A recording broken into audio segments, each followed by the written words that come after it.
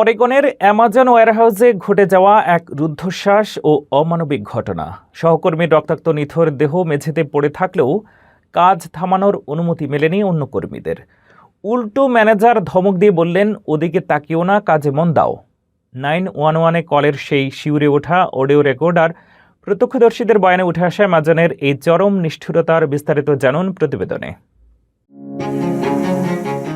অ্যামাজনের ওরেগন গুদামে সম্প্রতি এক হৃদয় বিদারক ঘটনা ঘটেছে। 46 বছর বয়সী এক কর্মী কাজ করার সময় হঠাৎ মাটিতে লুটিয়ে পড়েন। কিন্তু অভিযোগ উঠেছে, সহকর্মীর এই মৃত্যু ঝুঁকির মাঝেও কর্তৃপক্ষ কাজ থামানোর পরিবর্তে কর্মীদের উৎপাদন চালিয়ে যাওয়ার নির্দেশ দেয়।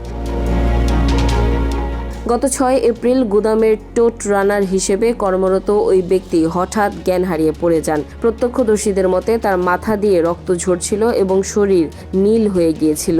এক নারী সহকর্মী মরিয়া হয়ে তাকে সিপিআর দেওয়ার চেষ্টা করছিলেন, কিন্তু পাশেই দাঁড়িয়ে থাকা এক ম্যানেজার অন্য কর্মীদের সাহায্য করতে বাধা দেন। স্যাম নামে এক কর্মী জানান, তিনি যখন সাহায্য করতে চাইলেন, ম্যানেজার তাকে বলেন, পিছন ফিরে তাকাও, নিজের কাজে মন দাও। প্যারামেডিকরা আসার আগ পর্যন্ত সেই লাশের পাশেই প্যাকিং এবং মালামাল সরানোর কাজ সচল ছিল। শ্রমিকরা ক্ষোভ প্রকাশ করে বলেছেন, আমরা তাদের কাছে কেবল কিছু সংখ্যা মাত্র। দীর্ঘক্ষণ প্রচণ্ড গরমে 15 মাইলের বেশি হাঁটা এবং ভারী বোঝা টানার এই অমানসিক পরিশ্রমই এমন দুর্ঘটনার কারণ বলে অনেকে মনে করছেন। অ্যামাজন কর্তৃপক্ষ বিষয়টিকে পূর্ববর্তী শারীরিক অসুস্থতা বলে দায় এড়াতে চাইলেও শ্রমিক মহলে তীব্র অসন্তোষ বিরাজ করছে।